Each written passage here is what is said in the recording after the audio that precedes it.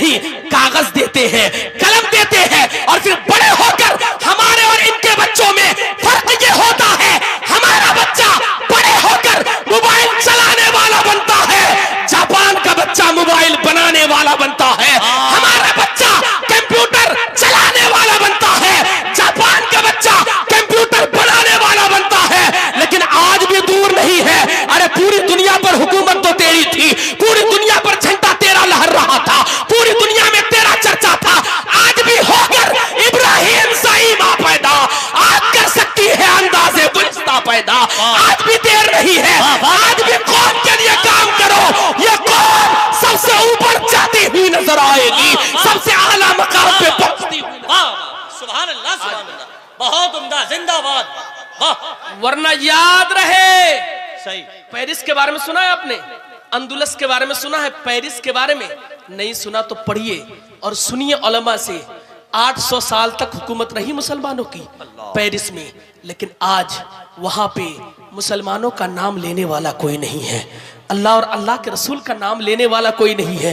तुम्हारी हुकूमत थी, मुसलमानों की हुकूमत थी। जानते हैं ये सवाल क्यों आया? इसलिए आया कि वहां के लोगों ने सिराते मुस्तकीम को छोड़ दिया था, वहां के लोगों ने कुरान की तालीम को छोड़ दिया था। मैं पढ़ रहा था पेरिस के बारे में, वहां की एक मस्जिद थी, मस्जिद का नाम मस्जिद कुर्तबा था। वो मस्जिद इतनी आलीशान थी जहां पे कई लाख खुद्दाम थे, कई लाख सफे बिजती थी, कई लाख दिए डेली चलते थे। लेकिन आज उस मस्जिद को गिरजाघर बना दिया गया है। उस मस्जिद में न जाने कौन कौन से काम होते हैं। मस्जिदें भी हमारे हाथ से चली गई है, हमारी हुकूमत भी चली गई है। आज तुम फिलिस्तीन के लिए रोते हो कि फिलिस्तीन में क्या हुआ, उनके वहां क्या हाल है, उनकी क्या हालत है। अरे उनके लिए मत रो, अपनी तकदीर पे रो।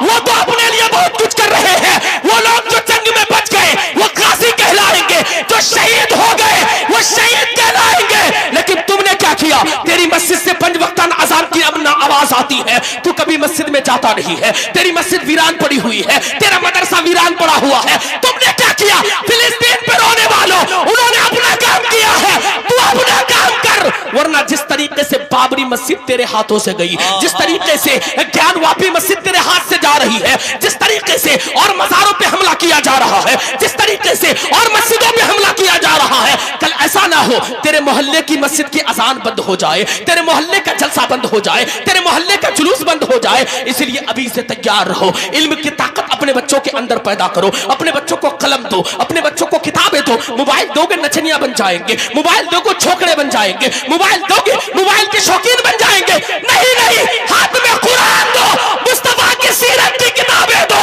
बच्चा कुछ भी बने, मुस्तफा का गुलाम बनेगा, दुनिया में भी चमकेगा, मरने के बाद वहां भी चमकता हुआ नजर आएगा। सुभान अल्लाह, सुभान अल्लाह, वाह वाह वाह वाह, बहुत उम्दा, जिंदाबाद, वाह, बहुत उम्दा। और ये भी सुने, आज मेरी बच्चियां जो गैरों के साथ भाग रही है, अल्लाह, उसकी एक वजह क्या है पता है? एक वजह यह है कि वो हजरत फातिमा को जानती ही नहीं है, हजरत खदीजा को जानती ही नहीं है, हजरत आयशा को जानती ही नहीं है। इसलिए अपनी बच्चियों को डॉक्टर बनाओ, इंजीनियर बनाओ, प्रोफेसर बनाओ, मास्टर बनाओ, मना नहीं है, सब कुछ बनाओ, मोटी मोटी किताबें पढ़ाओ ताकि दुनियावी तालीम हासिल करे।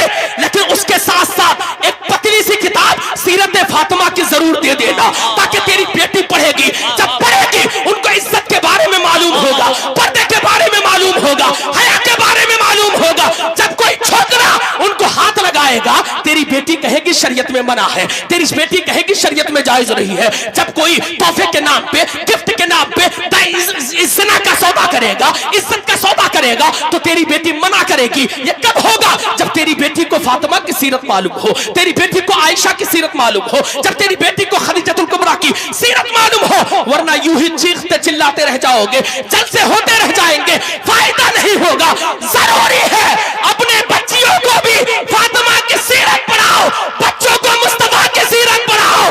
दुनिया 4 दिन की है, मुस्तफा के कदमों में आ जाओ, यह दुनिया तेरे कदमों में झुकती हुई नजर आएगी, यह दुनिया तेरे कदमों में आके झुक जाएगी। वाह वाह वाह वाह, सुभान अल्लाह, सुभान अल्लाह, बहुत उम्दा, जिंदाबाद, वाह। और एक पैगामी बात मुझसे नोट करके लेके जाए आप लोग, कब तक हमारे इलाके में सब होता रहेगा यार? कब तक शादियों के नाम पर बेहयाई? अल्लाह, कब तक मेरी बेटी का कोई फोटो खींचता ना तो हम लड़ाई करने के लिए तैयार हो जाते थे। आपके दौर में हुआ होगा, आप लड़ाई करने के लिए तैयार हो जाते थे, लड़ाई करते, केस मुकदमे तक बात आती। लेकिन आज शादी के दिन मंडप सजा के मेरी बेटी के चेहरे पे कई हजार का मेकअप और पोता लगा के उनको हम मंडप पे बिठा देते हैं। गैर महरम आके वीडियो बना के लेके जा रहे हैं, लौंडे आके फोटो खींच के लेके जा रहे हैं। कब तक होगा? इसको किसने फरोग दिया? समाज के लोगों ने।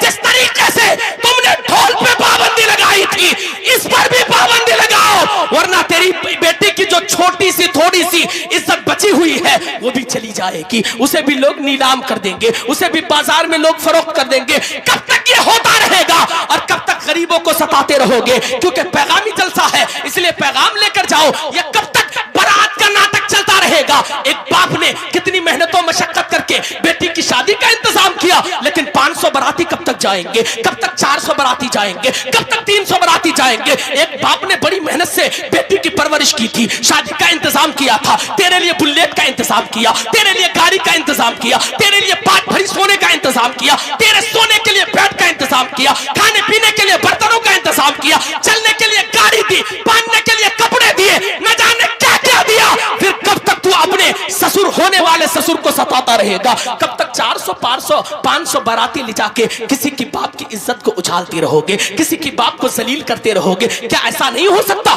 जिस तरीके से मुस्तफा जाने रहमत ने शादी की थी, जिस तरीके से फातिमा की शादी हुई थी, जिस तरीके से खदीजतुल कुबरा की शादी हुई थी, जिस तरीके से हजरत आयशा की शादी हुई थी, उस तरीके से शादी नहीं हो सकती। हो सकती है इलाका अगर चाहे बारात का सिस्टम खत्म करके मस्जिद में बैठ के निकाह पढ़ाए, जहेज का मामला खत्म करे, हजारों बेटियां तुम्हें दुआ देती हुई नजर आएगी, हजारों बेटियों का मुस्तकबिल बेहतर होगा। बाबा नारे तकबीर, हाथों को उठा के नारे का जवाब दे। नारे तकबीर, नारे रिसालत, मज़हबे इस्लाम, तालीमाते आला हज़रत। आखिरी बात सुने, वक्त तो हो चुका है, सुने।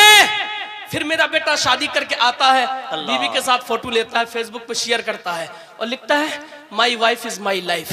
और एक लड़की समझदार होती है, वो नीचे कमेंट करती है, जालिम तू मुझे जिंदगी कहता है, तू मुझसे मोहब्बत करता है, ये कैसी मोहब्बत है? तूने मेरी माँ के जेवरात बेचवा के गाड़ी खरीदवाई है, ये कैसी मोहब्बत है? तूने 500 बाराती ले जाके मेरी बाप की इज्जत की धज्जियां उड़ाई है, ये कैसी मोहब्बत है?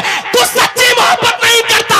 सच्ची मोहब्बत तो मैं करती हूँ। मौलाना ने कहा हाँ कहो, मैंने हाँ कह दिया, मैंने निकाह की इजाजत दे दी। तेरा घर मैंने देखा नहीं था, मैंने तुझे सही से देखा नहीं था, तेरी बहन को देखा नहीं था, तेरे भाई को देखा नहीं था, मैंने कबूल कर लिया, तेरे घर आ गई। जब तक तू मेरे साथ रहा, तेरा एक बच्चा मेरे पेट में पलने लगा, मैंने बच्चे की परवरिश की, तेरे माँ बाप की परवरिश की, उनको खाना बना के खिलाया। जालिम तू मोहब्बत करता है, मैंने तेरे साथ सच्ची मोहब्बत की है। हकीकत यही है, औरतों की भी कुर्बानी होती है। आज अगर जहेज की वजह से मेरी बेटियों की शादी ना हो, बताओ तो सही कितनी बेटियां रात रात में सिसक सिसक के रोती है, बिस्तरों में रोती है, खुदकुशी करने पे मजबूर है, तालाब में डूबने के लिए मजबूर है, अपनी जाने देने के लिए मजबूर है, क्योंकि उनकी शादी नहीं होती, उनका बाप गरीब है, उनका भाई गरीब है। एक भाई कितनी मेहनत करके एक बेटी की शादी दिलाता है। इसलिए मेरे समाज वालों, मेरे माशरे वालों, जलसा व जुलूस होते रहेंगे। अमीरुद्दीन आज जिंदा है, बोल रहा है, कल मर जाएगा, भूल जाओगे, लेकिन कल दूसरा बोलने वाला आ जाएगा। लेकिन मेरी बात को नोट करके लेके जाना। यही अगर जहेज का सिस्टम रहा, यही अगर शादियों के बढ़ते खुराफात का मौसम जारी रहा, यही हवाएं बातें सुमूम चलती रही, तो कल बेटियों की जिंदगी तबाह हो जाएगी। तुम बेटियों का चेहरा भी नहीं देख पाओगे, फिर खुदा रूठेगा तो तेरे घर में बेटी नहीं होगी, फिर तू बेटियों के लिए तरस जाएगा, तू औरत के लिए तरस जाएगा, तू बीवी के लिए तरस जाएगा। इसलिए आज बेटियों के मकाम को समझो, इलाका से जहेज का मामला खत्म करो, सादा शादियां कराओ, गरीब की बच्चियों की शादी होगी, शादी कराओगे। मुस्तफा फरमाते हैं, जिसने बेटी की शादी कराई, कल कयामत के दिन मैं उसे अपने साथ जन्नत में लेकर जाऊंगा, अपने साथ उसे जन्नत में दाखिल। वाह वाह वाह वाह वाह, जरूरी है बेशक सुभान इलाके से इन चीजों को खत्म करने की जरूरी है। ये चीजें खत्म करें। और जुल्म ये, एक तो बाप ने कर्ज लेके जहेज दिया, अब शादी के बाद 3 दिन के बाद अल्लाह। फिर 20 लोग आ गए चौठी करने के लिए। अल्लाह, सितम बालाए सितम, सितम बालाए सितम, जुल्म बालाए जुल्म। 20 लोग चौठी के लिए आ गए। ये कहाँ का इंसाफ है यार।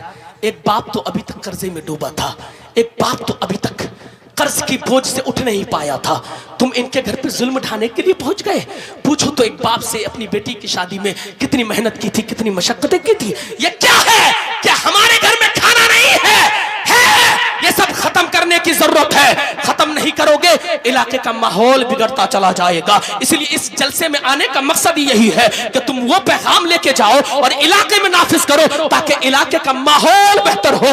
तब जाके मौलाना हबीब की मेहनत असूल होगी, तब जाके मौलाना अहमद रजा की मेहनत कामयाब होगी। वरना मेरी नजर में कुछ भी नहीं है, क्योंकि मैं ऐसे जलसे डेली करता हूँ, डेली बोलता हूँ। काम करोगे, अमल करोगे, तब जाके जलसा कामयाब होगा, तब जाके आपका आना कामयाब होगा, तब जाके जलसा कराने वालों का काम आएगा, इनकी मेहनतें काम आएगी, इनकी कोशिशें काम आएगी। वरना यूं ही जलसे सुनते चले जाओगे, आपकी उम्र आखिरी हो जाएगी, इंतकाल कर जाओगे, दुनिया से चले जाओगे। बेटियों के तई सोचे, अपने बच्चों के मुस्तकबिल के तई सोचे, ताकि बच्चों का मुस्तकबिल बेहतर हो, बेटियों का मुस्तकबिल बेहतर हो। अल्लाह रब्बुल इज्जत की बारगाह में दुआ है, मौला ताला हमारे बोलने में जो गलतियां हुई है तो अपने हबीब के सदक़े माफ फरमा। अस्तगफिरुल्लाह रब्बी मिन कुल्लि ज़ंबि व अतूबु इलैह। सभी लोग पढ़िए ला इलाहा इल्लल्लाहु मुहम्मद।